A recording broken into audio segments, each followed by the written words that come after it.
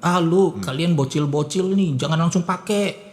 Ya. 3 tahun dulu, 4 tahun dulu sampai mentok, baru pikir mau pakai, gitu kan. Muscle strength, muscle mass, and VO2 max. 3 parameter longevity yang paling kuat. Oke. Atau misalnya umur panjang.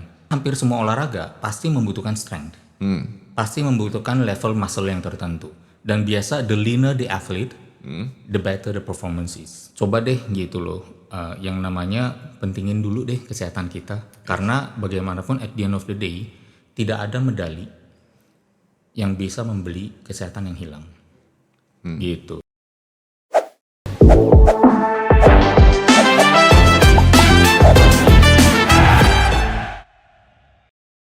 Selamat datang kembali teman-teman di Better Everyday Podcast by Sportigo. Hari ini kita kedatangan seorang tamu yang banyak memberikan atau menjebloskan PT-PT yang ada di Indonesia. Halo Coach Halim, selamat datang. Terima kasih udah menyediakan waktunya ke sini. Halo Zach, halo. Terima kasih juga for having me here. Yeah. Nah, boleh ceritain sedikit gak Coach, gimana jalannya bisa menjadi seorang co-founder di Rai Institute? Oke, ceritanya cukup panjang tapi kita bikin singkat ya. Saya kenal Mas Ade tahun 2002, kemudian dari situ waktu itu saya masih kerja, jadi kerja 2 tahun, kemudian 2023 saya resign, kemudian saya coba peruntungan dengan berbisnis sendiri, tapi ternyata beginners ya, namanya startup pasti banyak kesulitan. Akhirnya saya pikir, why not deh, saya masih pengen nih di fitness, jadi saya minta ketemu dengan Mas Ade Rai. Lalu kita ngobrol-ngobrol, terus beliau bilang, udah Halim join saya aja gitu. Saya kebetulan mau bikin Adiraga, majalah fitness.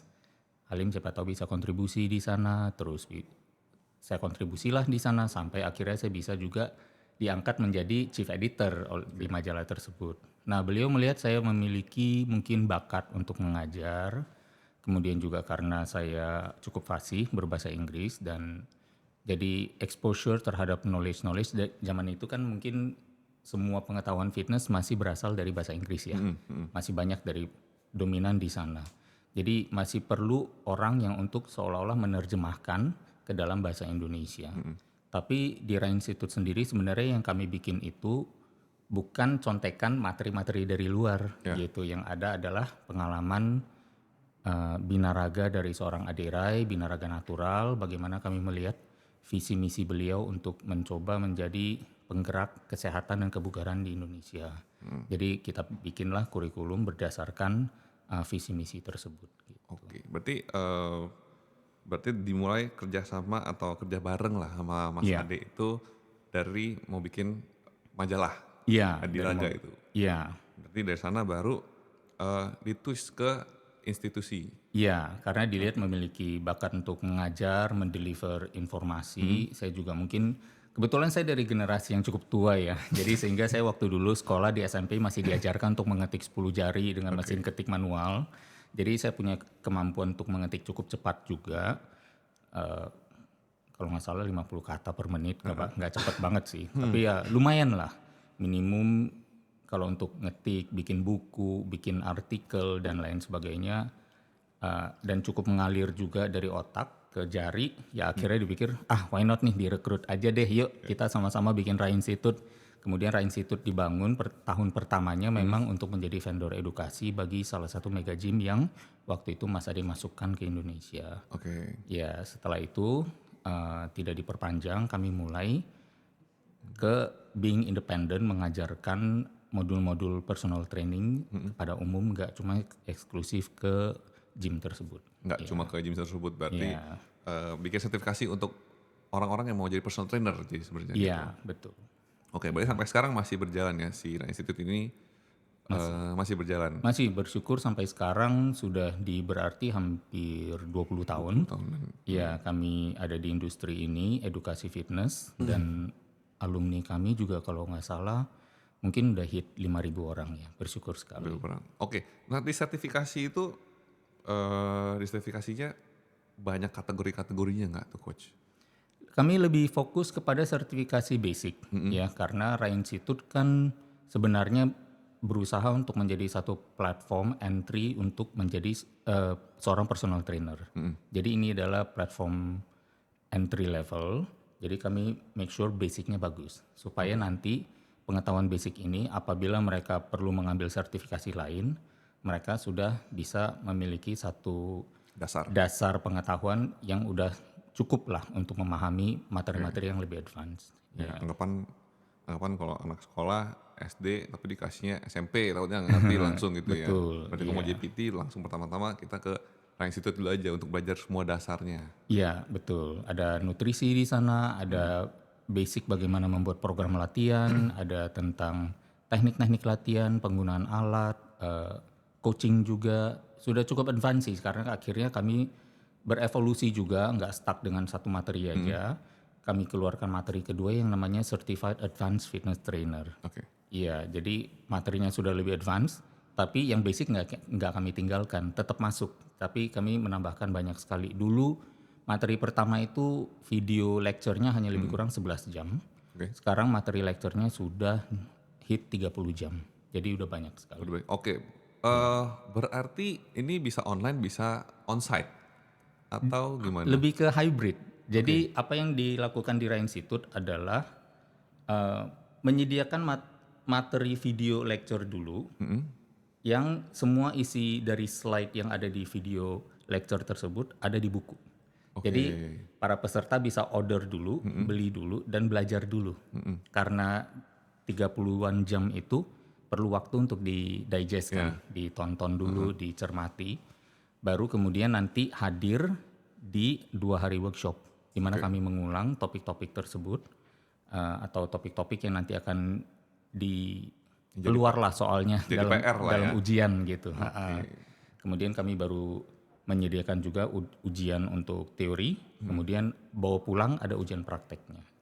Oke, berarti ya anggapan ini belajar dulu bukunya, nanti Yes. 2 hari nanti kita tes. Iya, betul. Banyak nggak lulus, Coach? Selalu pasti ada. Pasti ada Iya, yang nggak pasti lulus ada. Ada antara 20 sampai 40% yang bahkan nggak lulus. Tapi mereka berhak untuk mendapatkan remedial Oke. kalau mereka submit 2 exam tersebut, teori dan praktek. Jadi kalau yang submitnya hanya 1, berarti kan dia udah tahu dia nggak bakal lulus. Jadi emang udah niat nih untuk nggak lulus nih. Langsung remet aja berarti nanti. Oh, mereka bahkan nggak qualified untuk remed. Gitu. Yang qualified remed adalah sudah Dan dua-duanya. sudah ngerjain dua-duanya tapi nggak lulus. Oh, Iya. oke. Biasanya yang nggak lulus tuh di mananya tuh? Yang sulit di bagian nutrisi kah atau bagian latihan? Setiap orang beda-beda sih Beda-beda? ya. Ada yang mungkin begitu takut dengan materi nutrisi, ada yang tapi dia begitu getol suka dengan materi teknik latihan gitu. Jadi berbeda-beda setiap orang. Beda ya. Iya. Oke. Terus kalau dalam dunia saya bodybuilding ya. Iya. Bodybuilding kalau fitness itu kan berarti fitness gitu kan. Iya. Kalau bodybuilding yang paling penting itu di pola latihan atau pola makan. Sebenarnya kita melihat semuanya penting ya. Jadi kalau misalnya kita perlu hati-hati dengan yang namanya paling penting itu gitu loh. Paling penting, paling bagus gitu. Seolah-olah second best itu is not good enough. Ya. Padahal second best juga masih bagus gitu. Dan setiap orang mungkin berbeda. Bagi misalnya orang yang ceritanya nih, let's say dalam satu kondisi yang sudah mengalami muscle loss yang banyak, sarkopenia, usianya sudah tua, gitu kan. Mungkin selama ini beliau pola makannya bagus, Ya. tapi ternyata hanya pola makan aja, tidak badannya nggak pernah menghadapi tantangan fisik, Nggak dilatih ya. nggak pernah dilatih. Sehingga di saat kondisi tersebut dia jadi paling pentingnya adalah latihan beban Oke. atau olahraganya. Tapi ada juga yang mungkin udah rajin olahraga, tapi lemaknya masih tinggi, nggak turun-turun, gitu. Jadi bagi dia yang paling penting adalah melakukan apa yang kurang itu. Berarti setiap personal, setiap individu itu beda ya. Iya. Oke. Nah, jadi saya melihat semuanya itu sama pentingnya, dan biasanya olahraga itu kita yang memang paling gampang untuk konsisten. Kan dimintanya cuma seminggu 3 kali. Seminggu 3 kali masing-masing 20 menit, 15 menit bisalah. Bahkan ceritanya Mas Ade nih di berbagai seminar juga mengatakan, kalau kamu mau olahraga tapi nggak ada waktu, kamu punya waktu untuk sholat kan 5 kali gitu, 5 waktu.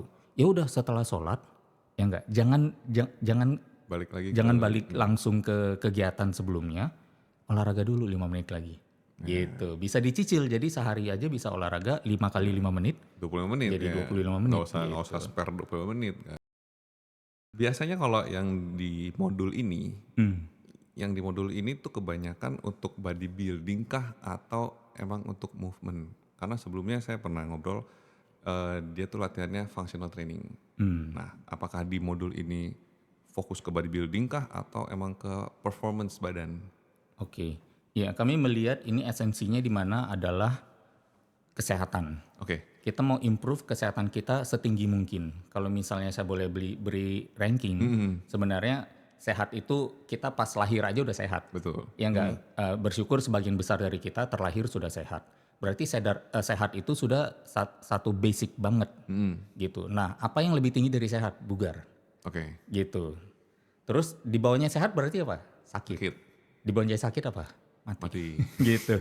Jadi kita bikin satu hierarki seperti ini secara objektif kami melihat bahwa bisa nggak Materi Rai Institute ini, Certified Advanced Fitness Trainer ini untuk membuat orang dari sehat jadi bugar gitu. Esensinya adalah untuk meningkatkan kesehatan kita ke level yang tertinggi supaya yaitu fungsionalitas, daya gerak, dan semua komponen kesehatan lainnya tercukupi sehingga bisa tetap produktif sebagai seorang manusia, bisa bermanfaat bagi sesama, bisa mencoba mewujudkan cita-citanya gitu. Kan dasarnya itu perlu sehat itu. Oke. Dan let's say naik level lah ya, jadi kebugar ya. Iya. Jadi kalau misalnya dibilang apakah ini tentang binaraga? Ya secara kebetulan Materi Rai Institute itu berbicara tentang menurunkan lemak karena dan meningkatkan massa otot. Dan kebetulan ikonnya sendiri seorang Mas Ade Rai paling fasih dalam melakukan kedua hal tersebut Di gitu. Dan bodybuilding ya. iya. Dan secara saya sendiri sebagai ibaratnya rekan bisnis beliau ya di Rai Institute juga menjalankan lifestyle yang sama dan kami melihat ternyata oh iya ya manfaatnya bagus banget gitu loh. We owe it to people not to tell them gitu loh. Ya. Kita jadi berasa bahwa sayang banget kalau ini cuma gue yang tahu. Jadi kita coba yuk bagi gitu ke misalnya orang bagaimana untuk menjadi coachnya karena pasti ada ilmu-ilmu atau pengetahuan yang lebih advance yang kadang klien atau member tidak merasa penting untuk tahu ya. gitu. Jadi tapi mereka perlu tahu untuk guide member mereka, clients mereka untuk bisa improve kesehatan mereka. Gitu. Nah, PT yang bagus atau personal trainer yang baik itu seperti apa nih coach? Saya rasa yang pasti modal awal semua orang itu sebenarnya semua orang hampir bisa menjadi PT. Karena apa? Semua orang dasarnya adalah manusia yang baik yang ingin membantu orang lain. Ya. Gitu. Jadi dasar modal pertama adalah satu hasrat, desire yang besar untuk membantu orang lain. Kemudian dia juga bisa memaknai profesinya sebagai saya ini profesi penting. Karena apa? Saya membantu boost kesehatan klien saya. Kalau kita tanya semua orang, semua penduduk Indonesia, semua penduduk dunia, ini ceritanya saya pernah mendapatkan pertanyaan ini, survei kecil-kecilan. Sebutkan 4 hal yang paling penting yang Mas Jack pernah atau yang Mas Jack miliki gitu, yang berada Jack miliki. Yang saya miliki. Ya, 4 hal yang paling penting yang bahkan nggak bisa dibeli dengan uang. Prinsip. Oke, apalagi? What your possession? Berbuat baik. Oke, apalagi? Lagi baik. Yang harus saya beli Your dengan ownership uang. lah, hal-hal yang Anda miliki, yang Zack Oke. miliki. Kesehatan. Oke, terus apalagi? Keluarga, Keluarga. jabatan. Ya, keluarga. Oke, uang, harta ada nggak di dalam 4 yang paling penting itu? Materi ada. Ada, oke. Berarti ada nih kesehatan, keluarga, materi. Terus ada apa lagi? Mungkin hubungan dengan yang di atas atau apa, iman atau apakah ya, gitu. faith ya, Faith ya. Oke, let's say ada 4 itu. Coba buang 2, sisakan yang 2 lagi. Sisakan 2 yang paling penting. Yang penting uang enggak ya. Yang penting itu kan apa tadi? Kesehatan lah ya. Salah Satu satunya. ya, kesehatan. Sama iman. Tapi sengsara nanti hidupnya, coach. Nah, gimana tuh? Oke, Iya kan? berarti, Tapi at least kita Kalau iman mungkin let's say kesehatan dari sudut mental, spirituality Ya, ya. Ya, kemudian kita ada kesehatan satu lagi yang namanya kesehatan fisik. Karena kita tahu dengan menggabungkan keduanya yang sehat dan optimal, kita bisa menjaga keluarga kita dengan baik, menyediakan bagi keluarga kita dengan baik. Jadi all other things yang important itu bisa kita pursue kalau kita punya dua modal ini, modal dasar.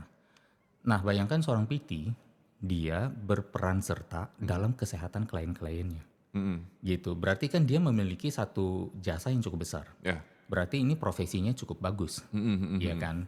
Dia nggak cuma dilihat dari segi, oh ya prospek duitnya banyak nih untuk ya, jadi PT ya, gitu. ya, ya. Tapi meaning atau makna yang dia berikan ke dalam hidupnya bahwa saya dalam kehidupan ini membantu banyak orang menjadi lebih sehat. Dan sehat itu adalah, sehat fisik minimal adalah salah satu hal terpenting bagi semua orang. Gitu, top two. Dua hal terpenting bagi hampir semua orang. Jadi ini salah satu profesi yang tidak bisa sebenarnya dianggap remeh gitu. Bahkan satu profesi yang mulia lah gitu. Ya, karena membantu ya. Karena dengan sehat di dua hal yang lain itu bisa di reach. Iya, Sedangkan betul. kalau yang sehat aja enggak, susah reach yang lain. Iya, dan sebagai seorang PT yang baik juga berarti kan dia memiliki leadership yang baik dalam arti apa? Dia menjalankan pola hidup yang dia ajarkan Oke. gitu. Nah, kalau misalnya nih ada PT yang badannya kayak nggak proporsional, bukan proporsional, maksudnya kayak let's say dia fatnya lebih besar, fat mass-nya badan tebel gitu lah coach. Itu bisa dianggap nggak kayak ini PT-nya kurang bagus nih kayaknya nih badannya nggak bagus gitu. Oke, kita definisikan tebelnya dulu apa. Kalau ada yang tebel mungkin fatnya yang terlalu tinggi. Ya, Ada yang mungkin sebenarnya ototnya banyak tapi fatnya masih tinggi. oke. Gitu. Nah, kalau misalnya ototnya banyak dan fatnya masih tinggi, masih understandable. Karena apa? Yang diajarin latihan. Oke. Gitu. Kalau dibilang secara profesi ya, Ya, ya. dari apa sekat-sekat profesi, dia nggak akan kepo untuk bahas diet. Oke. Gitu. Kalau dia nggak akan kepo untuk bahas diet, ya udah dia ada di koridornya yaitu melatih. Dan dia punya otot, muscle untuk proof bahwa dia latihan, menjalankan apa yang dia tetap Let's say- dia diajarkan. Let's say dia ngerti tekniknya jadi badan dia tebel, dia Iya, tahu cara betul. ningkatin massa otot dengan Iya. baik seperti apa gitu Iya, ya. Berarti harus ngobrol dulu nih sama PT. Lihat, kalau yang lebih agak kurus nih mungkin dia jaga pola makan. Atau kalau Bisa yang tebel jadi, dia iya. mungkin jago latihannya. Iya, lebih sukses di menyeimbangkan antara latihan dan pola makan misalnya. Kemudian ada yang lebih mungkin fasih di membangun ototnya atau dilatihnya atau minimal sukses untuk dirinya sendiri dulu. Tapi balik lagi, sukses untuk dirinya sendiri, pinter di satu teori atau di satu pengalaman sendiri, teori dan pengalaman atau praktek, belum tentu pinter mendelivernya ke orang lain. Oh, menyampaikannya juga. Iya gitu. Jadi kita masih bedah lagi di sana. Seorang PT juga adalah kalau dia karena PT adalah spesialisasinya di gerak, olahraga pasti hubungannya dengan gerak. Berarti dia perlu pinter juga untuk bukan saja membuat program latihan, tapi mendeliver program tersebut dengan baik. Gerakan itu bagaimana supaya aman dan efektif. Jangan sampai kliennya cedera. Ya. Udah bayar premium, kebayang dong. Mending gua latihan sendiri dong. Kalau latihan sendiri nggak cedera, malah pakai PT lebih mahal malah cedera. Kan akhirnya counterproductive. Betul, malah jadi kayak salah, jadi PT jadi salah. Gitu. Oke. Nah, poin paling penting jadi seorang PT itu apa, coach? Yaitu menjalankan yang diajarkan, memiliki desire yang besar untuk membantu orang lain, memaknai profesinya dengan baik, ya, sehingga dia juga memiliki pride untuk terus bertahan di profesi tersebut. Kemudian yang mengerti kondisi masing-masing klien, karena klien itu kondisinya pasti berubah. Beda-beda ya? Berbeda untuk seseorang, setiap individu aja dia pasti berubah. Oke. Kan dari yang lemah jadi kuat, jadi yang kurang sehat menjadi makin sehat. Dari yang mungkin cedera jadi nggak cedera, atau ada mungkin unsur rehabnya di dalam, sehingga bagaimana dia bisa mengetahui progresi klien itu sampai mana dan memberikan tantangan yang tepat juga di sana, gitu. Nah, coach, saya kan rajin olahraganya nih main bola misalnya. Iya. Nah, apakah di Ra Institute ini ada training untuk let's say eksplosif ya, explosive workout ya. Karena kan kalau yang saya lihat kalau main bola latihannya tuh dia angkatnya ada bebannya tapi cepet gitu misalnya. Kayak misalnya lompat langsung langsung gitu. Nah sedangkan bodybuilding kan kayak pelan, ada repetisi, atur napasnya segala macem. Iya. Itu ada di sana ada diajarin nggak? Kalau diajarkan belum, karena kami melihat bahwa explosiveness hubungan dengan kesehatan nggak begitu Nggak begitu connect ya. sinkron ya? Oke. Atau bahkan mungkin ada linknya tapi sangat weak gitu. Oke. Tapi hubungan strength, misalnya capacity cardio yang lebih tinggi dengan VO2 max yang lebih bagus, atau memiliki kadar otot yang lebih tinggi, seperti yang disampaikan oleh banyak pakar beberapa tahun terakhir ya di seluruh dunia. Jadi muscle strength, muscle mass, and VO2 max, 3 parameter longevity yang paling kuat. Oke. Atau misalnya umur panjang. Sementara explosiveness ternyata baru-baru ini ada studi yang mengatakan explosiveness juga membantu meningkatkan longevity. Gitu. Tapi hubungannya dengan health kita belum dapat. Karena explosiveness biasa hubungannya banyak sekali termasuk strength sebenarnya ke performance. Ya. Ya. Dan kita mengetahui bahwa performance yang lebih tinggi belum tentu tubuh lebih sehat. Gitu. Oke. Karena lebih ya namanya juga eksplosif ya. Iya, dan kalau kita berbicara performance, kita berbicara tentang performa seorang atlet misalnya, atau meningkatkan performa. Ada yang mungkin terutama misalnya di komunitas lari lah misalnya. Patokan mereka adalah bisa berlari di kilometer yang sama dengan waktu yang lebih singkat. Selama mereka bisa mencapai itu, mereka menganggap performa meningkat, Iya. tapi ada titik di mana udah nggak healthy lagi tuh. Iya. Gitu. Udah nggak healthy lagi untuk tetap berusaha achieve hal-hal seperti itu. Apalagi body fatnya tuh bisa tipis banget ya. Iya, terutama untuk marathoners yang memang require badan yang lebih ringan supaya beban larinya enggak Banyak, besar ya. gitu untuk jangka yang panjang gitu. Oke. Nah, terus kalau misalnya nih kita balik lagi ke sepak bola ya, coach ya. Kan banyak yang latihan si squat dan lain-lain, squat lah, Iya. gitu itu deadlift. Iya. Itu bisa memperkuat kita punya, saya dengkul nggak atau joint? Iya, saya rasa bisa banget ya, karena sebenarnya yang kita lakukan kalau misalnya atletik katanya adalah ibu dari semua cabang olahraga. Atletik. Iya. Oke. Ya kan kita dulu belajar di sekolah begitu ya, pendidikan jasmani. Terus saya mungkin boleh bilang bapaknya siapa nih? Iya kan? Dari ibunya doang, bapaknya nggak ada. Iya, bapaknya nggak ada, ntar kayak biskuit itu lagi. Yang ibunya aja nggak ada Iya, bapaknya gitu kan. Nah ini bapaknya ada, yaitu binaraga gitu, Oke. strength and muscle training gitu. Dimana di sanalah memberikan foundation untuk karena hampir semua olahraga pasti membutuhkan strength, pasti membutuhkan level muscle yang tertentu. Dan biasa the leaner the athlete, the better the performance is gitu. Oke, the leaner. Iya, biasanya ya seperti itu. Jadi kita melihat itu sebagai ada kombinasi satu, oke, latihan beban diperlukan, massa otot sedikit cukup juga boleh gitu. Terutama kita melihat seperti Cristiano Ronaldo, bahkan Lionel Messi sendiri memiliki fisik yang cukup Lean solid juga ya, lean tapi juga cukup muscular gitu. Bahkan banyak-banyak pemain bola juga memiliki figur yang sangat atletis. Bahkan pemain bulu tangkis juga demikian. Kalau saya ingat dulu bahkan Lin Dan ya, juara dunia itu dari China, bahkan bisa menjadi cover of Men's Health. Gitu. Jadi kan keren banget ya. Jadi memiliki fisik yang bagus. Itu jadi basicnya, foundationnya, baru kemudian bisa ada di mix dengan atletik itu, entah itu kemampuan lari, explosiveness, entah itu bahkan skills menggabungkan teknik-teknik memukulnya dengan drillingnya gitu, drills technical yang bisa masuk ke dalam explosive training juga. Gitu. Oke. Nah, coach, saya mau tanya nih, bodybuilding itu pelaku bodybuilding atau binaraga ya, bodybuilder itu bisa disebut atlet bukan? Oh iya dong, iya. Bodybuilding is a sport, ya. Fitness aja sekarang sudah menjadi sport juga.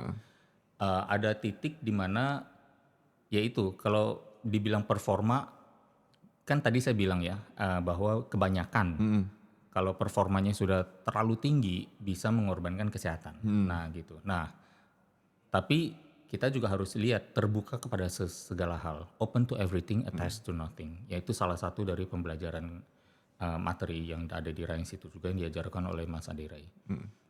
Kita terbuka terhadap semua hal. Dalam hal ini adalah terbuka dengan kalau misalnya meningkatkan performa ke titik dimana udah maksimum banget sampai dia mengorbankan kesehatan, bisa nggak sih mencapai performa yang maksimum tapi optimal juga kesehatannya? Berarti kita harus buka pikiran kita ya, wawasan kita, cakrawala kita menjadi lebih luas lagi. Nah, di dalam konteks seorang Mas Ade Rai, seorang natural bodybuilder, saya melihat sendiri witness bahwa Mas Ade Rai ini pernah bilang juga, justru di hari tanding dengan kadar lemak yang paling rendah, ya kan, dengan kita mempersiapkan diri yang bagus, kita seharusnya berada dalam kondisi yang lagi paling sehatnya. Oke. Gitu. We should be able to achieve peak health di hari tanding pun. Di hari tanding itu. Gitu. Berarti the leaner healthiest? Atau Harusnya bisa begitu. Tapi ya sekarang kita mengenal bahwa sebenarnya essential fats bagi manusia, terutama kalau wanita itu essential fatsnya kalau nggak salah di 12%. Oke. Jadi bare minimum harus punya segitu untuk jaga kesehatan. Di bawah itu mungkin udah agak berantakan nih siklus hormonnya, keseimbangannya udah mulai berubah. Nah, kalau di pria itu 3%. 3%? Iya. Jadi kalau misalnya di 5% di rata-rata bodybuilder yang benar-benar sangat-sangat lean, sangat-sangat keras di 5% atau 6%, saya rasa berarti kan itu masih agak tinggi daripada essential fat. Jadi he should be quite healthy juga. Dia mungkin dari luar terlihat healthy, terlihat strong, terlihat kering, fit dan segalanya. Tetapi kan ya itu, apa yang ada di luar harusnya adalah cerminan dari apa yang ada di dalam. Gitu. Tapi di saat yang di dalam tidak mencerminkan, tapi di luar hanya kelihatan seperti tamengnya aja, berarti potensi melenceng dari kesehatannya itu, esensi kesehatan, kebiasaan-kebiasaan yang dijalankan yang melenceng dari kesehatan itu mungkin sudah cukup banyak. Gitu. Oke. Berarti ya pasti tetap dilihat juga ya, walaupun badannya gimana, kita harus tahu lah anggapan badan kita tuh sekuat apa. Iya betul. Saya pernah mendengar cerita sederhana juga nih. Ada satu kompetitor di zaman dulu, salah satu kompetitor men's physique sih, badannya nggak tebel gitu ya. Tapi karena mengejar kering itu konon sampai keringnya juga ternyata kan ya kalau kita mengenal mungkin kering anak binaraga yang kering, serat-seratnya keluar, six packnya obliquesnya berserat-serat gitu ya, deltoidsnya gitu.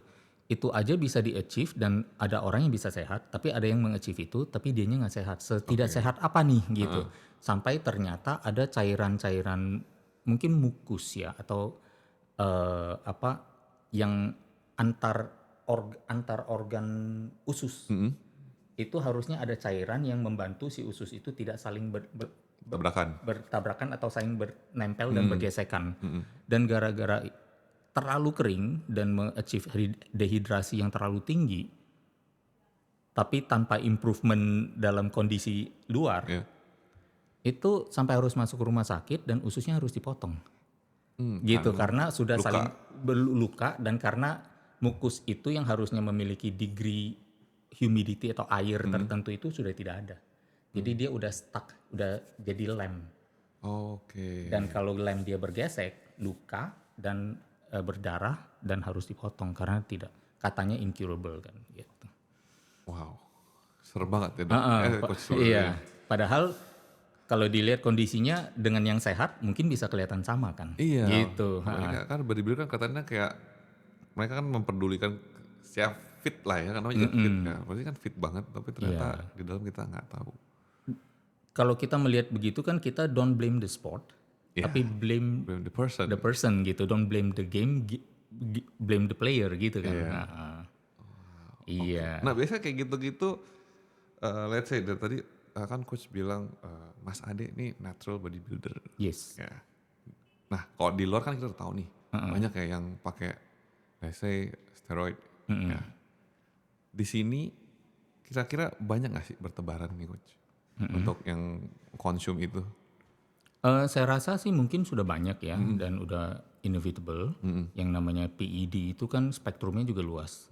Dari yang namanya penggunaan hormon, kemudian ada yang penggunaan diuretik non hormonal, Oke. ya kan? Kemudian ada lagi yang sifatnya mungkin bahkan menggunakan peptide dan lain sebagainya gitu. Jadi bahkan sudah ada edukasi juga karena kebetulan kemarin saya baru terima tuh dari seorang alumni gitu. Coach katanya peptide alami tuh natural, boleh nggak ini kata si ini nih, dikasih video TikToknya gitu, orang Malaysia yang bilang begitu. Saya bilang ya silakan kalau mau misalnya mau meyakini itu. Tapi kalau buat saya adalah kita coba deh gitu loh. Yang namanya pentingin dulu deh kesehatan kita. Karena bagaimanapun at the end of the day tidak ada medali yang bisa membeli kesehatan yang hilang. Gitu. Jadi be wise aja di sana gitu. Oke. Nah, kalau ini testo booster itu hitungannya steroid atau bukan nih, Coach? Testo booster kalau dalam ranah menggunakan produk-produk herbal itu masih belum. Belum ya? Iya, herbal atau mineral ya. Misalnya mungkin ada yang bilang, oh ya saya pakai tribulus, saya pakai tongkat ali, saya pakai misalnya mineral zinc gitu kan untuk membantu. Di ranah itu harusnya masih oke gitu. Tapi yang namanya kompetisi apa ya namanya persaingan di market gitu ya. Kita nggak pernah tahu apakah truly apa yang diklaim itu dan di Benar atau dalamnya enggak. kontennya sama. Kan itu yang kita harus. Karena dia pasti mau bilang, oh testo booster saya harus ngefek. Gimana caranya supaya ngefek? Ya emang dijual kan untuk berefek kan. Iya, takutnya nanti bisa terjadi kontaminasi here and there gitu kan. Itu yang kadang kita nggak tahu, tapi sudah pernah sering kasusnya terjadi bahkan di US. Sengaja beberapa perusahaan suplemen mengkontaminasi produk testo boosternya dengan the actual product gitu, dengan the actual testosterone stuff gitu. Supaya produk mereka seolah-olah unggul dan mendapat rating yang bagus dan selalu dibeli terus. Oke, berarti kalau misalnya suplemen yang dalam bentuk bubuk nih, testo booster, berarti itu udah pasti Kita belum tahu. Belum tahu ya? Jadi ya dapatkan dari brand yang reputable, yang bisa dipercaya, dan ya kalau memang mau dibuktikan ya coba pakai produk tersebut sampai hari H misalnya kan, kemudian ikuti misalnya perlombaan yang mengadakan drug test gitu. Kalau ternyata ya berarti tapi take your own risk kan berarti kalau udah pakai ternyata waktu drug testnya nggak lolos ya udah berarti mungkin produknya ada sesuatu. ada sesuatu yang Iya. ya let's say semacam satu kategori dengan Iya, itulah ya. yang ternyata tidak yang hidden, yang tidak diinformasikan oleh si penjual atau si produsen. Iya. I see. Iya. Wah, menarik banget. Nah, kalau mau natural, mau natural jadi bodybuilder bisa nggak, Coach? So bisa dong. Ya seorang Adire kan seperti itu. Kayak Mas Ade ya. Iya, seorang Ricky Syamsuri, kita mengenal ada Hendra Saputra, kemudian ada Hence Poyo, Dian Bagol, yang mereka kan natural warrior semua. Gitu. Nah, bedanya kalau dari fisik, bedanya yang nggak natural sama yang natural tuh di mana kelihatan nggak, Coach? Beberapa sih ya kita bisa melihat mungkin misalnya dari pertama mungkin biji matanya, yang putih itu biasanya lebih merah. Gitu. Oh, biji mata kayak orang ngantuk Merah gitu. atau bukan merah atau bahkan mungkin karena terjadi rangsangan hormon ya di tubuhnya yang demikian luar biasa sehingga akhirnya tubuhnya membentuk pembuluh darah baru yang akhirnya muncul di mata gitu. Atau bahkan karena ada toksisitas di organ livernya sehingga bagian mata putihnya itu menjadi kuning karena ada kecenderungan menjadi menderita jaundice gitu, sakit kuning sakit mild kuning. ya. Oh, Iya, kemudian yang lain-lain ya deltoidsnya over besar gitu kan. kayak keras terus juga ya. Membalon lah ya, Membalon seperti membalon gitu. Nah, atau misalnya ada beberapa yang mungkin karena alergi juga dengan dampak produk obatnya sehingga Jerawat. ya jerawat, bisul gitu, beruntusan, kulitnya nggak bagus gitu. Sudah ketahuan dari situ ya. Ya, atau pori-porinya terlihat besar sekali, titik-titik titik-titiknya pori-porinya ya. sangat obvious ya, mungkin beberapa hal-hal seperti itu. Dan kalau memang melakukan injection ya berarti sisa bekas-bekas injection itu titik-titiknya kan pasti ada. Kalau kita lihat secara dekat, harusnya seperti itu. Oke, oh berarti sebenarnya harusnya kelihatan. Kok saya taunya dulu cuma di pundaknya tuh bulat lah, kayak pakai armor kan. Iya, Kalau kita yang natural kan kalau lagi santai itu kan ya kayak lemak aja kan sebenarnya otot. Betul nggak, Coach? Bahkan kalau yang natural itu kalau pakai baju biasa malah dikira Gemuk. bukan, malah dikira nggak latihan. Kalau Iya. yang udah kontes ready ya gitu. Heeh. Heeh. Seperti Ahmad Dayu misalnya, saya kan pernah mendampingi beliau juga. Beliau kan natural superstars juga ya, salah satu. Waktu tanding di India, kami pergi bareng gitu dengan Mas Ade. Itu waktu lagi jalan, kan Mas Adenya pakai baju, dia pakai baju biasa aja, udah kelihatan gede Iya, kan, iya. gitu. Terus ditanya sama orang lokal di sana, ngapain nih orang besar di sini? Oh ya ada competition, kita ini participate gitu kan. Terus yang ini siapa? Yang kecil ini. Dia dibilang yang kecil ini. Iya ini kompetitor juga. Ah masa kayak begini karena Yang pakai kecil, bajunya iya. kecil, pakai bajunya longgar banget gitu. Saya bilang Mas Dayu coba kasih lihat gitu kan. Pas dibuka begini dia baru kaget gitu. Pakai Iya. baju oversize nggak kelihatan gitu ya. Heeh, gitu.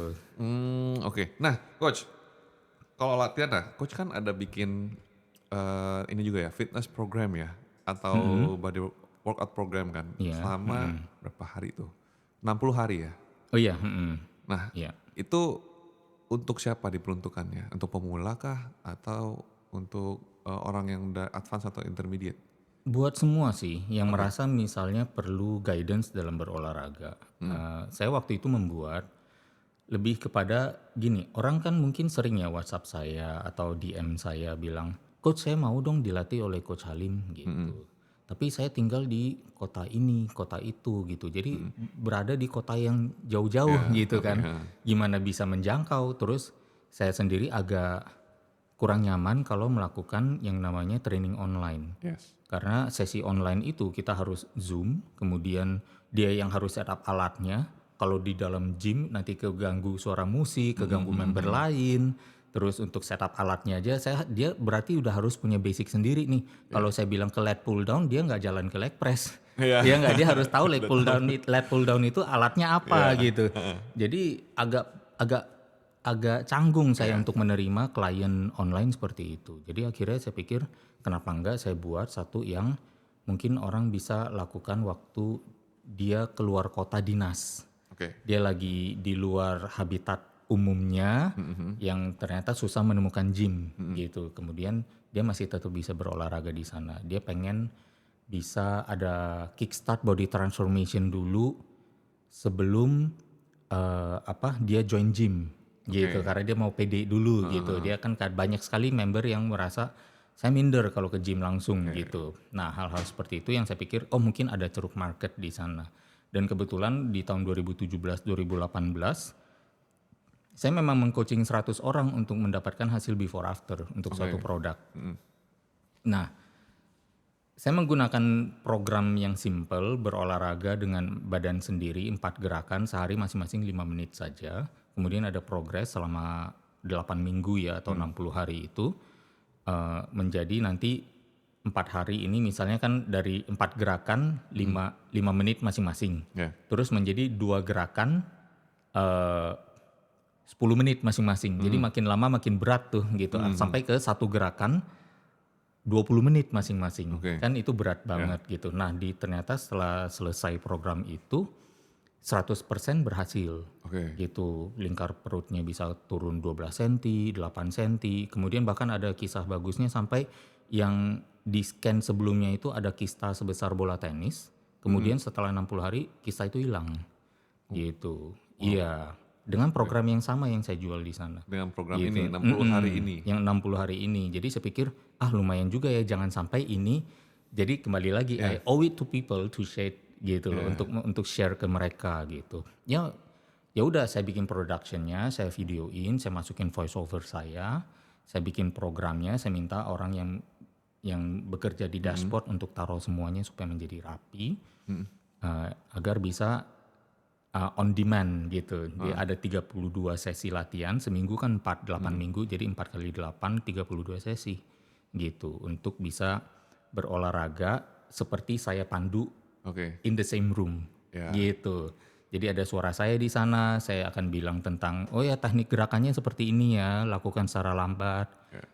Kemudian sampai ke timernya, timer istirahatnya. Ada Iya, juga ya. juga ada. Jadi tinggal klik di setiap sesi dari awal sampai akhir semuanya dipandu. Jadi seolah-olah seperti saya ada di sana. Let's say Gitu. kayak virtual lah, bukan online lagi Iya. ya, virtual ya. Hampir seperti itu. Berarti Iya, on demand. kalau ini tadi coach mention dia di mana aja bisa olahraga Betul. misalnya keluar. Berarti dia nggak butuh terlalu banyak alat dong. Karena hanya 4 gerakan yang menggunakan berat badan sendiri, squats, push ups, plank, dan crunches. Oke. Gitu. Hanya itu aja yang saya pakai. Nah, Gitu. itu sebenarnya paling penting di rumah yang bisa dilakuin sebenarnya ya. Iya, jadi sebenarnya nggak ada alasan gitu. Ya kayak di rumah misalnya untuk orang kayak, aduh gua nggak ada waktu nih olahraga. Ya lakuin 4 itu aja sebenarnya ya. Iya, betul. Dan di sana juga saya ada menu di mana kalau push up-nya nih, kan yang misalnya umum gaya cowok yang lututnya sudah diangkat gitu kan. Ada yang gaya cewek yang lututnya di lantai gitu. Ada yang mau lebih mudah lagi, ada misalnya lutut di lantai tapi tangannya di sofa atau di kursi gitu ya. Palanya atau di lebih di bangku. atas ya. Iya. Itu lebih enteng. Heeh. Jadi saya bilang ke mereka di video awal juga, ada 4 gerakan ini, pilih gerakan yang cocok baru jalankan gitu. Oke, sebenarnya segampang itu ya. Iya. Nggak usah repot-repot konsultasi sama dokter buat ilangin kista. Ya kan itu satu cerita yang menarik ya. Semoga sih sebenarnya ada beberapa kasus yang mungkin bisa ditangani sesimpel itu. Kita hanya karena badan kita kalau misalnya ada kista, ada apapun juga itu adalah sebenarnya berusaha untuk bertahan hidup. Dia berusaha pinter banget badan ini untuk melindungi kita untuk terus hidup. Jadi kalau misalnya ada barang sesuatu yang muncul tiba-tiba di badan kita atau bahkan ada penyumbatan, sebenarnya penyumbatan itu message kepada kita bahwa ulahnya coba dibenerin karena ini hasilnya adalah penyumbatan. Ya. Coba cari ulah apa yang menyebabkan Ini terjadi. atau kemudian investigasi lagi, ada nggak ulah lain yang bisa membuat sumbatan ini hilang, Oke. gitu. Kan itu comes back to habit, gitu. Kebiasaan kita Dicari lah sehari-hari. ya masalah dari mana, selesainya juga gimana ya. Iya, gitu. Nih, coach lagi rame main paddle.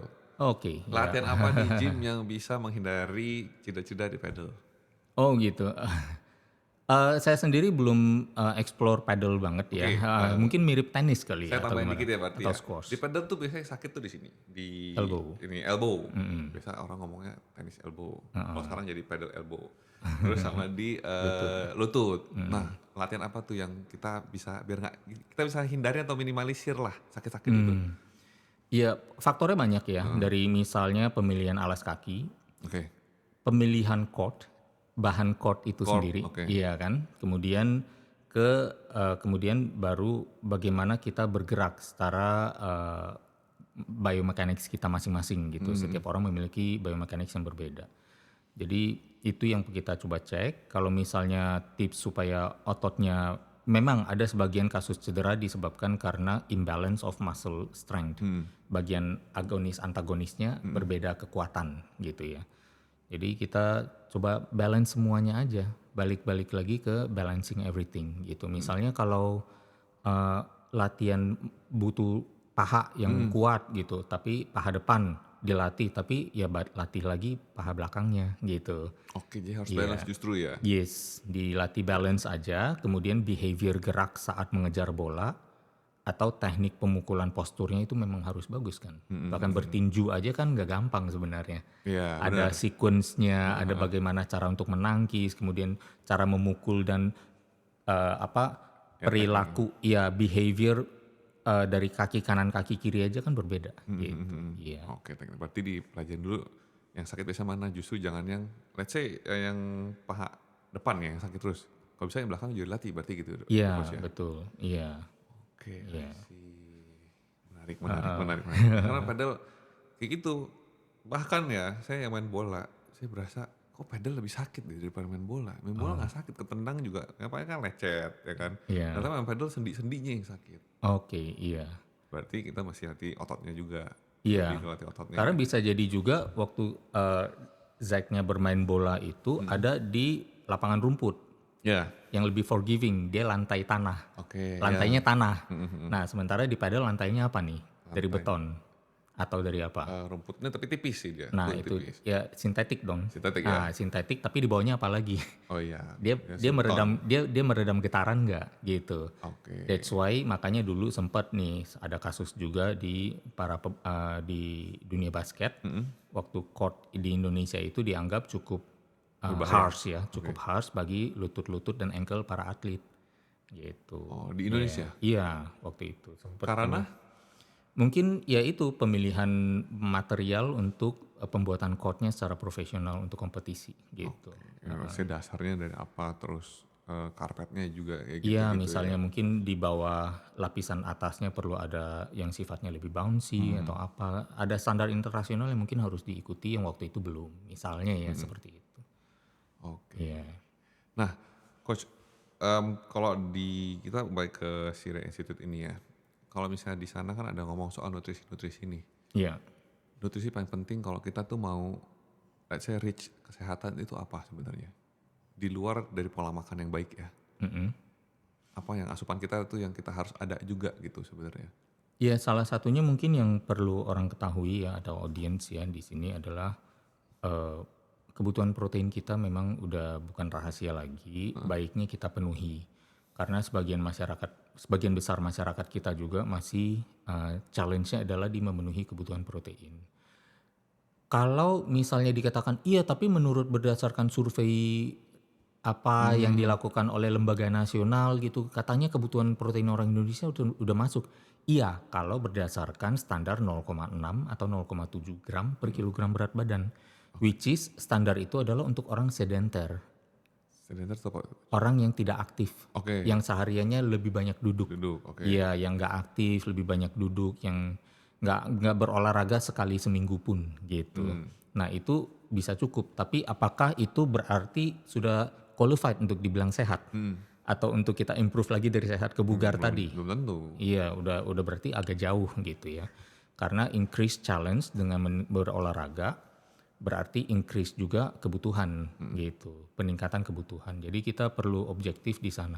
Jangan kita merasa bahwa oh ya, yang penting kan berdasarkan standar yang ada 0,7 0,6 gram per kilogram berat badan itu udah memadai, itu masih jauh dari memadai. Iya, jadi protein. Kemudian yang kedua adalah kita mungkin perlu berhati-hati dengan yang namanya ini akhirnya jadi agak berbicara agak politikal ya gitu sama sesuatu yang misalnya bahkan saya bukannya untuk mendiskreditkan kelompok makanan tertentu karena sebenarnya semua yang berasal dari alam itu pasti bagus tapi karena adanya mungkin kepentingan industri sehingga akhirnya makanan-makanan dari alam pun sudah banyak yang tercemar gitu entah itu melalui bibit yang di genetically modified sehingga para petani pun untuk bisa menanam aja harus beli bibit. Ya. Jadi nggak bisa menggunakan bibit yang dari asli, hasil panen sebelumnya gitu. Atau misalnya ada juga penggunaan jenis-jenis misalnya pestisida dan lain sebagainya. Bahkan ada ilmu baru lagi nih misalnya kalau kita masuk ke ranah karnivor ya, mereka sering banget menjelaskan bahwa it's inevitable, tidak bisa dihindari bahwa tanaman nabati itu berarti ini dari tadi saya berbicara tentang plants ya, makanan-makanan dari tanaman gitu ya.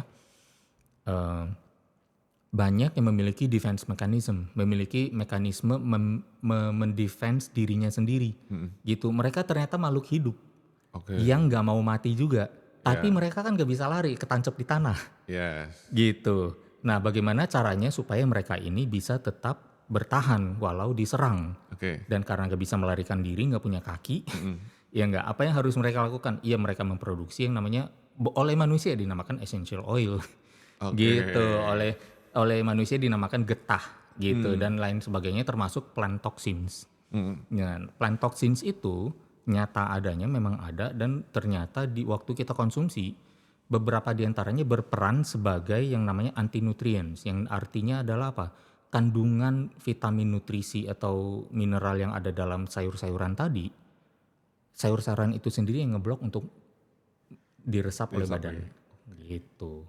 Dan itu could be a real threat juga. Jadi kita perlu mungkin kalau misalnya mau lebih objektif adalah pola makannya coba diseimbangkan, lebih banyak nabati itu ternyata tidak menjamin kecukupan gizi yang bagus. Tapi bisa jadi isu tentang kecukupan gizi adalah sesuatu yang overrated. Bisa aja kita sebenarnya undernourished di dalam micronutrients itu juga mungkin fine-fine aja. Tapi ya kita balik lagi, ini semua kan masih dalam ranah yang kita perlu validate ya. Ada orang bilang, tapi kan harus scientific studies. Bahkan sekarang saya bisa bilang banyak scientific studies yang ada kepentingan bisnisnya. Sehingga hasilnya kurang objektif juga gitu. Kita nggak bisa rely on journals kadang bahkan. Makanya balik lagi, that's why saya melihat natural bodybuilding akan menjadi penyelamat kita. Kenapa? Karena natural bodybuilders lah yang menginvestigasi, saya makan ini, hasilnya di badan saya seperti apa. Listen to the body-nya seperti apa. Saya mengkonsumsi ini, dampak di badan saya seperti apa. Ke orang lain yang sama-sama natural aja bisa beda. Gitu. Tapi kita benar-benar bisa combine semua pengetahuan itu untuk mengatakan bahwa oh ya ternyata ya udah kita perlu protein lebih banyak, kita ternyata tidak perlu plant nutrients yang terlalu banyak ya. Kemudian apalagi oh ya kita kalau masak nih perlu yang makanan yang less processed. Di tengah-tengah proses food yang ada, kita perlu yang less process, yang lebih alami lagi. Contohnya salah satunya, saya kemarin beberapa waktu lalu baru posting juga. Kalau di supermarket, ada section yang namanya health food. Apa makanan sisa yang lainnya di supermarket itu? Nggak healthy dong berarti. Unhealthy food. Kalau ada section healthy food yang hanya sekecil itu, satu pojokan dibilang healthy section gitu. The whole section of it's not healthy. Iya gitu, the whole other area sebenarnya not healthy juga kan. Se-scary itu industri makanan kita di Indonesia atau bahkan seluruh dunia gitu. Dan yang namanya processed food, ultra processed food, sesuatu yang sudah terlalu jauh dari alaminya aja. Bahkan yang alaminya aja diinvasi kan. Diinvasi dengan banyak political dan business interest di sana gitu. Jadi ya hopefully lah, saya nggak berusaha memberikan satu narasi atau gambaran bahwa mendapatkan makanan sehat itu demikian sulitnya gitu. Tapi lebih kepada mari kita bersyukur bahwa di Indonesia itu kekayaan alamnya luar biasa, hasil pertaniannya juga bagus ya, dan juga hasil peternakannya juga kita selalu belajar untuk improve lagi. Tapi semoga improve ke arah yang lebih baik ya. Nggak sesulit itu lah ya coach ya. Kayak ayam kampung juga masih bisa dapat di mana-mana. Iya, dan bahkan sebenarnya kita akhirnya pun harus balik ke satu fakta bahwa saya senang sama satu African proverb, satu peribahasa atau ungkapan dari Afrika yang mengatakan kalau tidak ada musuh dari dalam dirimu sendiri, maka musuh dari luar tidak akan bisa menyakitimu. Bagus. Yang artinya apa? Lu mau makanannya ada banyak pestisida ya enggak, mau ada apapun juga, tapi kalau kamu tidak pernah melawan dirimu, yang Mas Adi katakan adalah sebagai pertemanan hati, gitu. Kan kita sering dengar ya Mas Adi mengatakan pertemanan hati sehat adalah berteman dengan ini gitu ya, bersahabat dengan pertemanan hati. Nah itu saya connect keduanya. Oh sehat adalah bersahabat dengan pertemanan hati. Ternyata bareng sama. If you live with yourself, loving yourself, tidak against yourself, maka apapun yang dari luar tidak akan bisa menyakitimu. Gitu. Berarti ya, baik lagi semua kita healthy ya, berdamai. Harus mikirin diri sendiri dulu kan. Iya, gitu. Ya, kalau emang mau besar, ya natural lah, ya kan? Karena secara langsung kalau kita nggak natural, berarti kan dia masukin sesuatu yang nggak seharusnya dikonsumsi sebenarnya. Iya, dan memang udah ada jiwa pemberontakan di dalam kan. Gue nggak puas nih dengan hasil alami nih. Ya itu sebenarnya sudah melawan dirinya sendiri kan. Tidak ada pertemanan hati. Udah pertemanan hati ya kan. Tidak ada pertemanan hati di sana bahwa dia masih mengira, oh saya mah spesial, hampir sama lah. Sorry to say misalnya kalau dibilang ke semua perokok gitu, kamu nggak perhatiin tuh itu gambar-gambar yang ada di kotak rokok lu gitu kan. Udah ada gambarnya lagi. Udah ada gambarnya dan segala macam kan. Tapi semuanya pasti merasa dia aja yang kelebihan, saya mah disayang Tuhan, saya mah nggak akan kenapa-napa. Malah pakai iman. Gitu ya misalnya. Saya mah spesial, ini nggak akan terjadi lah sama saya, ini mah terjadi sama 1-2 orang batang lain. sehari nggak apa-apa lah gitu ya. Oh buktinya ada tuh yang ngerokok sampai umur 80 tahun nggak apa-apa gitu Ada kan. yang nggak ngerokok lewat duluan. Gitu. Dengan segala itunya dia kan dia berusaha untuk kekeh untuk mau melakukan itu. Sama dengan steroid, sama dengan PED dan segala macam. Mereka pasti sering mengatakan itu. Bahkan saya pernah dulu mendapatkan broadcast message juga. Agak sedih sih ada seorang binaragawan yang meninggal, atlet yang sudah di level yang cukup tinggi. Terus waktu udah meninggal dan waktu itu kan baru mau mulai tuh lebih kurang kalau nggak salah tahun 2012 deh. Jadi kan langka banget ya. Ya, Kita di zaman itu melihat bahwa atlet kok bisa meninggal gitu. Dan ternyata dengan apa yang terjadi dengan tubuhnya waktu proses sakratul mautnya itu gitu ya, last moments of his life itu kayaknya emang ada indikasi penggunaan drugs yang sangat tinggi dosisnya gitu. Terus dengan gampangnya ada yang broadcast bilang yang mati pakai roids mah emang goblok aja gitu kan. Aduh kayaknya gimana banget ya gitu. Ya dia nggak tahu cara pakai gitu. Atau bahkan kemudian ada lagi yang kemudian mempromosikan enggak lah pakai drugs itu malah menyehatkan gitu atau apa dari segala mana macam. menyehatkan? Iya mungkin iya bagi mereka kalau misalnya mengambil parameter begini. Otot bertambah ya. Kalau hormonnya begitu optimal berarti hasrat seksualnya meningkat. Ya kan? Kemudian dia tambah kuat. Recovery-nya tambah cepat. Iya. Bahkan dia kurang tidur pun, makan sembarangan pun badannya tetap jadi. Oke.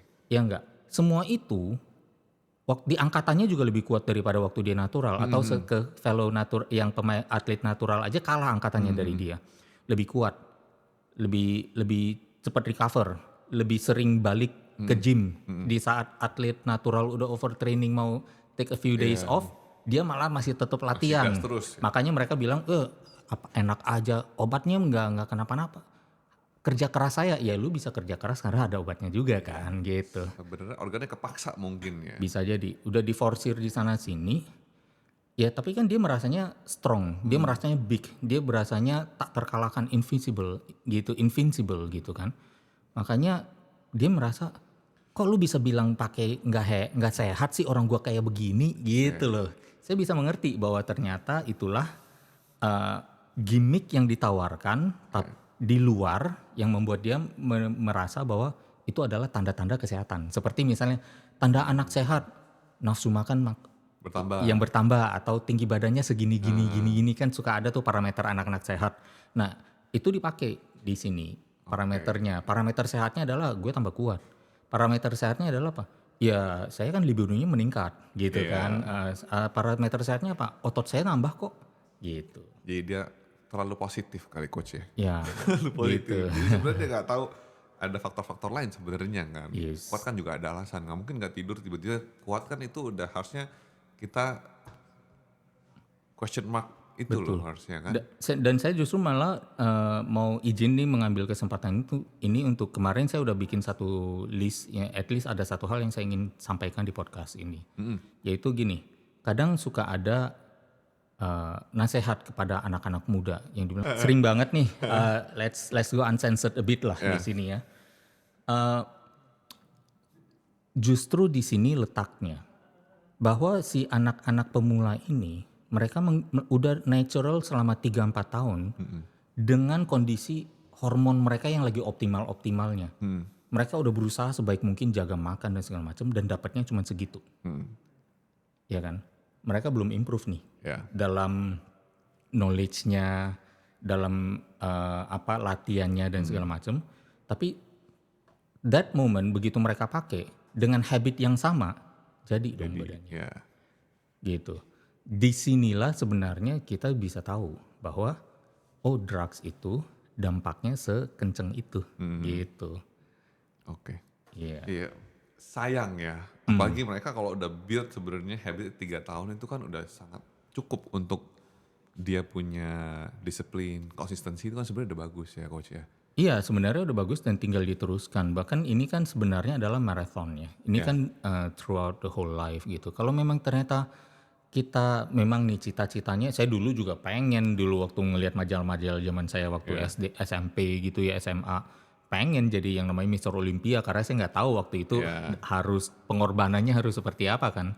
Tapi setelah saya tahu, oh ternyata kayak gini ya, enggak deh gitu, nggak worth it banget gitu. Dan ternyata mungkin memang saya nggak ada bakatnya untuk menjadi itu Iya. gitu. Misalnya di secara bodybuilder aja, untuk jadi bodybuilder saya nggak bakat dari mana, kepala saya besar Oke. gitu. Kalau disebelahin sama Mas Ade nih, meskipun beliau 183, saya 165, tapi kalau di sebelah-sebelahin, pala saya lebih gede dari pala beliau Heeh. gitu. Otomatis Oke, badannya kecil. badan saya kelihatan kecil, ilusi besar itu nggak dapet gitu. Berarti ya udah saya harus terima untuk oh ya udah nggak apa-apa. Saya memang tidak dilahirkan untuk menjadi seorang Bodybuilder. bodybuilder yang competing bodybuilder gitu. Tapi saya bisa meneruskan passion ini, mau suka olahraga, suka olahraganya, suka latihan bebannya, suka sama dietnya, pengen progresnya. Saya mau masih juga di usia yang sudah mau masuk 49 ini, saya masih terus merasa oh lumayan ya saya karena konsisten terus. Dibandingkan waktu saya umur 30 tahun atau lebih kurang 19 tahun yang lalu, saya masih lebih kuat hari ini daripada waktu itu. Gitu. Jadi kan not bad gitu loh. Iya. Nah, itu yang ternyata mencari dan memang benar mendapatkan kemenangan di area lain. Gitu. Kemenangan itu tidak harus hanya ada di panggung. Ngajar, memproduksi banyak bodybuilder dan PT-PT ya coach ya. Ya itu kan ya kita hanya menjadi penyedia platformnya aja lah, atau bahkan kalau Mas Adi sering bilang adalah misalnya kalau dalam satu ruangan yang gelap, ya kan, banyak jendela, tapi jendela itu tertutup. Jendela itu bisa kebuka sendiri nggak? Nggak bisa. Harus ada orang di dalam yang sudah tidak tahan dengan kegelapan itu, yang cari jendelanya dan membuka jendela itu. Ya enggak. Terus kalau misalnya jendela itu yang buka adalah orang yang di dalam. Masuk sinar matahari. Jendelanya berjasa apa enggak? Ada jasanya si jendela itu? Enggak ada. Ya sayalah jendela itu. Semua pengajar, semua guru, ya kan? Sebenarnya perannya adalah hanya seperti jendela. Kita hanya ada di sana udah ready untuk kalian explore. Tergantung kaliannya mau buka apa enggak. Iya, gitu. Oke. Coach, terakhir nih soal let's say nyambung-nyambung ke nutrisi lagi. Iya. Kemarin-kemarin saya ada dengar tentang basal metabolic rate. Nah, itu tuh apa tuh? Boleh ceritain sedikit nggak? Penting apa dalam kehidupan kita nih sehari-hari? Iya, basal metabolic rate itu sebenarnya definisinya adalah jumlah energi, dalam hal ini satuannya adalah kalori, jumlah kalori yang kita bakar selama 24 jam tanpa melakukan apapun. Oke. Ya, jadi modalnya dari apa nih? Determinannya adalah satu, energi yang dikonsumsi oleh otak. Dan energi yang dikonsumsi oleh mesin di tubuh kita yang namanya otot. Dan organ-organ untuk bekerja. Jadi the whole idea basal metabolic rate secara sederhana on the surface adalah seperti itu. Di permukaan, jumlah kalori yang kita bakar tanpa melakukan apapun. Nah, signifikansinya adalah semakin tinggi angka basal metabolic itu, berarti semakin banyak kalori yang kita bakar saat bengong.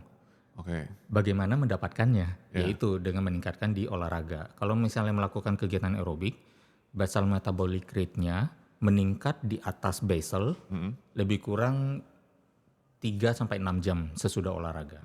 Tetapi kalau latihan beban bisa meningkat sampai 24 jam, 16-24 jam sesudah olahraga. Oke. Gitu. Lebih panjang berarti untuk Iya, membakar. pembakaran ekstranya Oke. di atas basalnya. Jadi creating a new false metabolic rate untuk suatu waktu sebagai base untuk kalau misalnya dalam 24 jam ketemu olahraga lagi, kena lagi tuh naik lagi, Ya, berarti dikit-dikit lagi. let's say dalam 24 jam seenggaknya harus saya main beban. Iya, Ya kan, jadi gitu. 24 jam kita nggak ngapa-ngapain masih ada kebakar. Iya. Sedangkan kalau yang let's say aerobik itu ke endurance berarti ya coach ya. Iya, sifatnya endurance. Olahraga endurance ya misalnya, Iya. itu 3 jam. Iya. Dan 3 jam itu yang dia bakar kalau kita let's say bengong. Terjadi pembakaran ekstra di sana gitu. Itu sih by science yang mereka temukan. Oke. Makanya kenapa bisa dibilang kok banyak banget nih atlet binaraga yang kalau lagi diet dapat six pack, perutnya kering, tanpa pernah berlari satu langkah pun di treadmill. Oh, oke. Kan gitu, itu Ya, ya. menjelaskan, Donda explains it gitu. Kenapa ibu-ibu yang ikut senam aerobik setiap hari, setelah ikut senam aerobik, ikut kelas spinning, terus yang sepeda yang katanya 1 jam bisa 800 Ya, kalori, ya. terus kemudian dia tambah lagi dengan treadmillan lagi dan segala macam, Tetap aja. tetap aja nggak dapet. Nah itu ada di sana Berarti gitu. kuncinya di basal. Ya, jadi memperbaiki yang namanya komposisi tubuh, menurunkan lemak, meningkatkan otot itu tidak segampang kita menghitung basal metabolic rate, kalori in, kalori out, nggak segampang itu. Ada banyak sekali komponen yang harus kita pertimbangkan, tapi kalau kita simplify adalah coba makan protein lebih banyak, lakukan latihan beban, karena latihan beban satu meningkatkan basal metabolic rate, protein adalah yang tubuh saat mengolah membakar lebih banyak. Oke. Iya, karena dia paling sulit dicerna Ya. gitu. Kemudian apalagi, sebenarnya latihan beban sendiri kalau kita cermati dia adalah salah satu jenis interval training, baik itu entah bisa high intensity atau medium intensity interval training. Jadi penguatan jantung sudah terjadi juga di latihan beban, gitu. Jadi dasarnya sebaiknya kita latihan beban aja lah. Jadi nanti kemana-mana tuh lebih gampang. Yes, ya itu yang dibilang bapaknya. Bapaknya. Semua olahraga atau semua inilah ilmu kebugaran gitu. Oke. Oke, terakhir coach. Plan Iya. kedepannya nih apa nih untuk coach sendiri? Plan kedepannya di Rai Institute kah atau apa? Ada nggak yang paling dekat project-project apa yang Oh yes, banyak banget ya. Saya juga sekarang dengan Mas Ade lagi mempersiapkan buku baru. Kemudian Rai Institute juga akan mengeluarkan satu modul baru lagi untuk latihan beban. Kemudian ya ada beberapa hal lah project yang kalau sehubungan dengan fitness ya mungkin sampai di situ yang bisa kita coba ceritakan ya. Karena kadang ada bagusnya juga we keep it under wraps juga gitu. Karena lebih bagus kalau kita fokus di sana untuk mengerjakannya daripada memberitahukannya gitu. betul. Iya, tapi yang pasti Halim Chiang not going anywhere, akan selalu ada di industri fitness. Rai Institute kami semua sangat committed untuk terus menghasilkan PT-PT yang bagus juga berkualitas, dan pada saat yang sama berusaha untuk mengedukasi teruslah masyarakat Indonesia supaya lebih cerdas dengan pengetahuan fitness, dengan mindsetnya lebih tajam agar bisa Indonesia sehat dan kuat yang kita impikan itu bisa terwujud. Gitu. ya lebih smart dan lebih bijak lah ya Yeah, coach ya? Oke. Terima kasih coach. Thank you, makasih. Waktunya Sama-sama. sangat menarik Makasih, obrolan hari ini. Terima kasih buat teman-teman yang mau belajar lebih banyak sama coach, bisa kemana nih? Cari coach di mana? Oh iya, saya ada di Instagram ya biasanya di Halim Jiang, pakai J ya. Kemudian juga bisa follow juga ke @rai-institute. Ya di Instagram juga. Nah biasa informasi selalu ada di sana. Di YouTube juga ada di Coach Halim Jiang, channel Coach Halim Jiang. Jadi bisa ke sana, bisa ke dunia Aderai juga ya. Saya selalu, ya saya bersyukur lah berawal dari seorang pengagum, seorang fans, akhirnya sekarang menjadi seorang bisnis partner. Bisa kerja bareng ya? Iya. Oke. Terima kasih coach sekali lagi. Makasih sama-sama Zack. Thank you. Thank you.